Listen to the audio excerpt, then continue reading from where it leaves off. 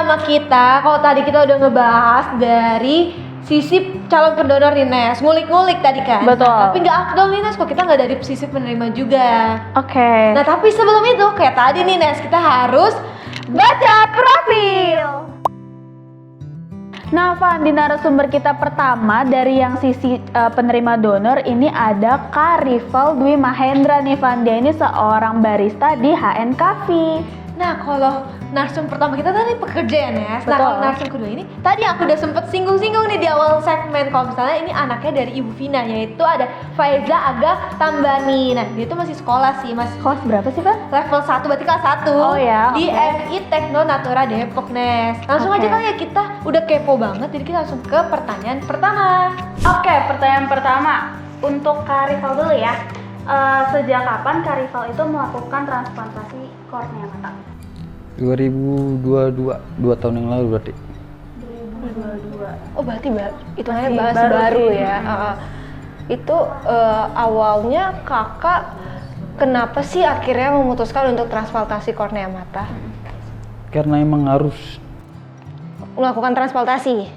Oke, kalau dari Aga sendiri nih, udah dari kapan sih? Diagnosanya atau melakukan transplantasi? Melakukan transplantasi. Diagnosanya Oh dulu. iya, boleh diagnosanya dulu. Diagnosanya umur agak 3 bulan, enggak nyampe ya. Pokoknya baru lahir lah. Kalau dari bayi memang kan sudah kena. Kalau transplantnya yang kiri itu 14 Desember 2016, yang kanan tanggal berapa ya? November 2022. Oh, berarti sama ya, ini tahun 2022 juga nih. Berarti kalau dari Aga sendiri itu sadarnya itu ibu dari pas dia kena diagnosa, pas didiagnosa itu atau pas dari lahir, oh udah tahu gitu? Sebenarnya dari lahir kan, kalau lahir itu kan ada IMD ya. Kalau ada IMD gitu kan, terus aku ngeliat nih kok Aga matanya putih ya. Aku pikir tuh emang dari pantulan sinar cahaya rumah sakit. Terus ya udah agak santai nih, terus nanya sama teman, ini kenapa ya? Nggak tahu, mungkin katarak, karena saya cuma orang awam yang tidak teredukasi dengan baik dan benar. Mungkin ini mungkin katarak kali, Vin, dia bilang gitu. Oh yaudah deh, terus yaudah cobalah ke dokter ditengok gitu. Udah ke beberapa rumah sakit kita tuh. Terus dokter pertama yang kita kunjungin pun itu bilang langsung ini bukan katarak, dia bilang gitu. Ini korneanya memang rusak dan memang harus diganti karena tidak ada jalan lain untuk mengganti mengganti kornea gitu loh. Jadi ibarat kata kita mata ini adalah rumah. Jadi kornea itu adalah jendela, lapisan paling luar mata. Jadi si korneanya itu abu-abu, rusak, kayak scratch gitu kan, kita nggak bisa ngeliat keluar dengan jelas. Nah itu yang harus diganti. Jadi memang salah satu-satunya cara yang saya ketahui dan yang saya diberitahu ya memang harus transplant kornea gitu. Berarti dari bayi itu bola mata yang hitam ini putih ya? Iya, karena ketutupan korneanya yang abu-abu gitu. Oke, kita lanjut ke pertanyaan selanjutnya. Apa alasan Kak Rival melakukan transplantasi kornea? Alasan transplantasi apa? Transplantasi kornea.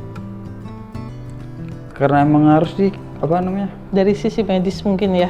Iya, dari dokter emang diharuskan karena udah korneanya udah rusak. Itu kakak sadarnya dari umur berapa? Itu pas tahun 2022. Oh, berarti dari tahun-tahun sebelumnya kakak belum menyadari ya? Apa Dari sudah? tahun-tahun sebelumnya itu normal. Oh, Berarti kakak Karena kecelakaan gitu. pernah kecelakaan, jadinya rusak dan Harus diganti. berarti itu awalnya kakak waktu rusaknya itu akhirnya didiagnosa nih kayak harus transplantasi deh. Itu sebelumnya masih normal aja atau mungkin gangguan aja atau gimana kak? Enggak ada, normal aja. Normal aja, berarti emang bener-bener gak ada tanda-tanda Nggak tiba-tiba ada. pas dicek dari dokter menyatakan harus operasi gitu.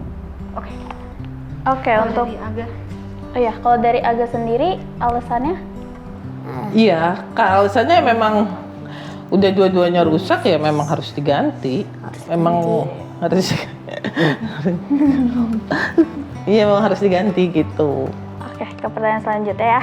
apa saja tahapan yang dilalui ketika mau melakukan transplantasi kornea mata? Dari Kak Rival dulu mungkin, tahapannya seperti apa? Mungkin kontrol aja ke rumah sakit bolak-balik. Itu berapa kali Kak kira-kira? Itu 3 hari. 3 hari berturut-turut itu? Iya, setiap hari ke rumah sakit bolak-balik. Sampai akhirnya itu pas bolak-balik tuh buat pengecekan matanya aja atau gimana? Iya, buat kontrol. Kontrol, terus akhirnya di hari ketiga baru dapat surat izin buat transplantasi atau bagaimana? Iya, dari pihak dokter langsung memutuskan buat operasi. Oke. Berarti nggak perlu nunggu dulu ya Kak? Enggak langsung. Oh langsung udah dapet calon pendonor ya? Oh, kalau donor itu dari rumah sakit ditawarin. Berarti ketersediaan waktu kakak mau operasi ini dari Iya. kornea yang dibutuhkan udah ada waktu Belum, itu? masih nunggu itu. Oh masih nunggu. Nah itu nunggunya berapa lama Kak? Paling cepet 6 bulan, paling lama 1 tahun. Waktu itu kakak berapa bulan? Setahun. Setahun. Selama setahun itu kak, berarti kan sebenarnya waktu yang kakak didiagnosa itu masih normal. Berarti setahun itu juga masih normal aja? Atau udah mulai ada gangguan-gangguan nih waktu setahun itu pas nunggu Setahun nunggu. korneanya? Itu udah operasi penambalan.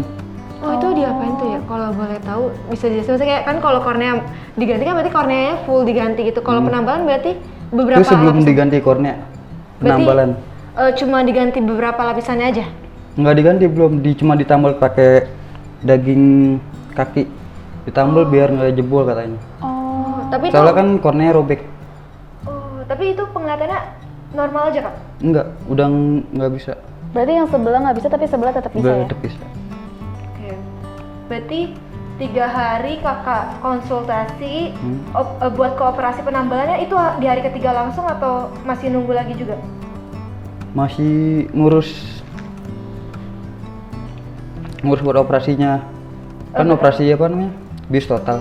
Nah, kalau bis total itu harus cek apa dulu, cek ini, cek ini. Cek keseluruhan tubuh dulu baru akhirnya operasi gitu. 3 hari kemudian. Oh, berarti hari ke-6 ya dari konsultasi. Iya. Kalau dari Aga sendiri gimana Bu? Ya. Tahapannya? Apa? Setahun sekali itu kontrol kalau sudah operasi.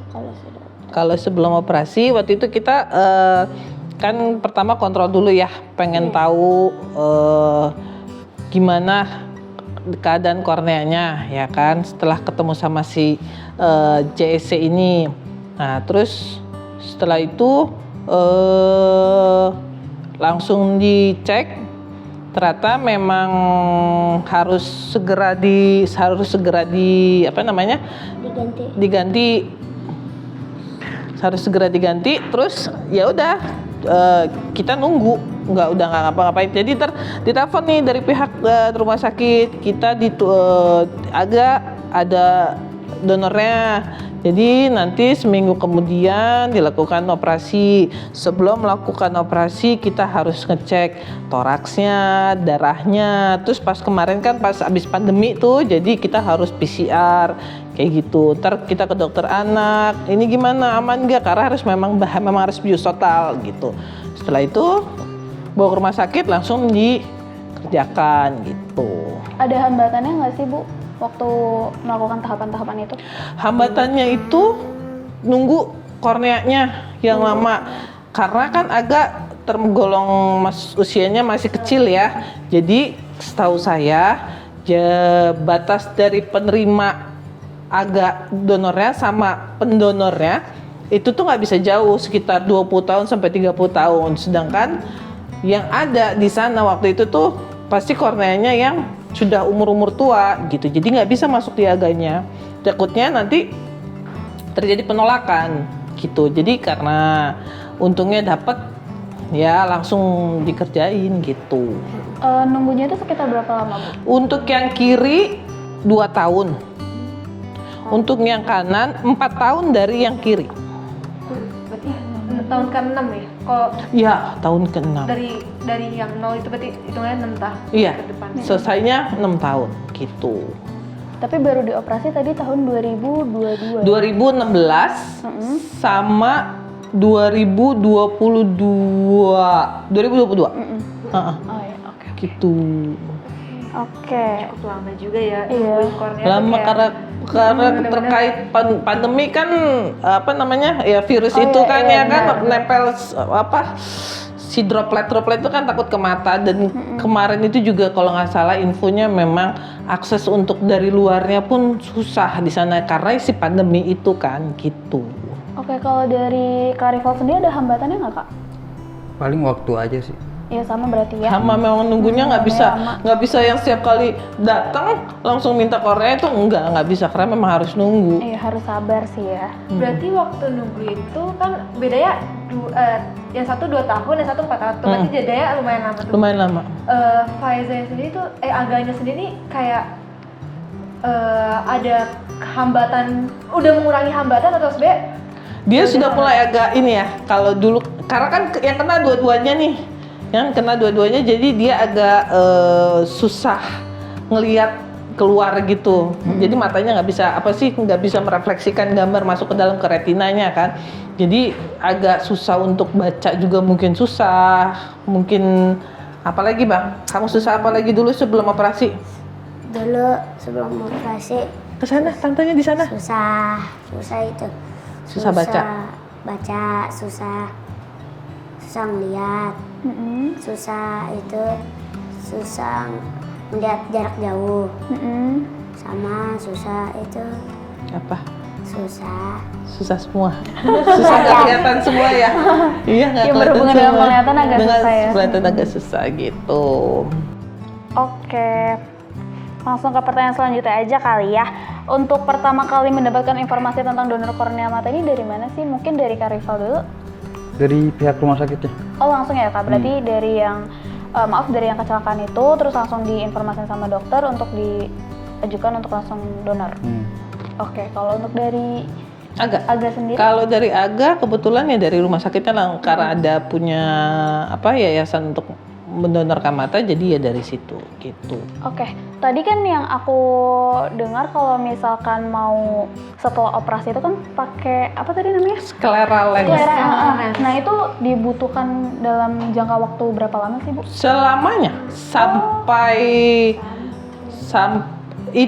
jadi di dalam skleralnya itu ada minusnya, ada isinya. Jadi dia kalau misalnya selama skleralnya nggak lecet, nggak baret, atau tidak ada penambahan minus atau isiannya itu, ya tetap itu dipakai gitu. Oh alah, berarti dari awal operasi itu dipakainya kalau apa aja tuh Bu?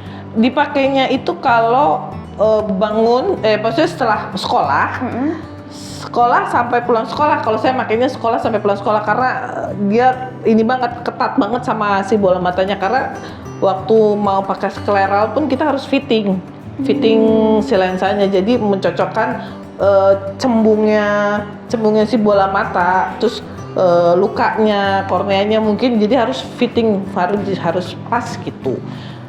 Kalau misalkan waktu tidur itu dipakai juga? Oh enggak, copot. Enggak. Copot semua. Berarti Mandi pun copot, nggak boleh kena air hujan, kayak gitu-gitu. Jadi ada treatment Perawatannya khususnya ya? gitulah.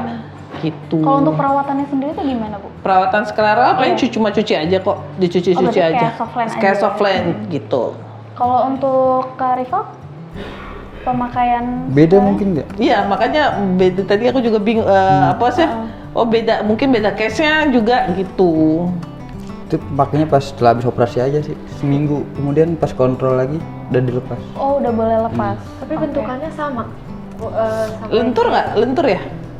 Lentur ya. Agak juga habis operasi juga dia pakai soft lens, melindungi sebulan makanya kalau aku. Itu rasanya ganjel. Iya. Iya, berarti makanya sebelah aja ya Kak ya. Kalau tadi kan Aga kan dapat informasi dari Alliance Eye Bank Jakarta. Kalau Kak Rival sendiri dari mana? BMI. Oh, Bank Mata Indonesia. Oke, tadi kita sudah bertanya-tanya nih, ada sekitar 4 atau 5 pertanyaan ya? Banyak tadi. Banyak. Nah, tadi karena kita sudah berbincang-bincang dan masih banyak pertanyaan lagi, tapi nanti akan dibawakan oleh Fanny, tapi tetap stay tune aja di Magifors Talk Show. Bye!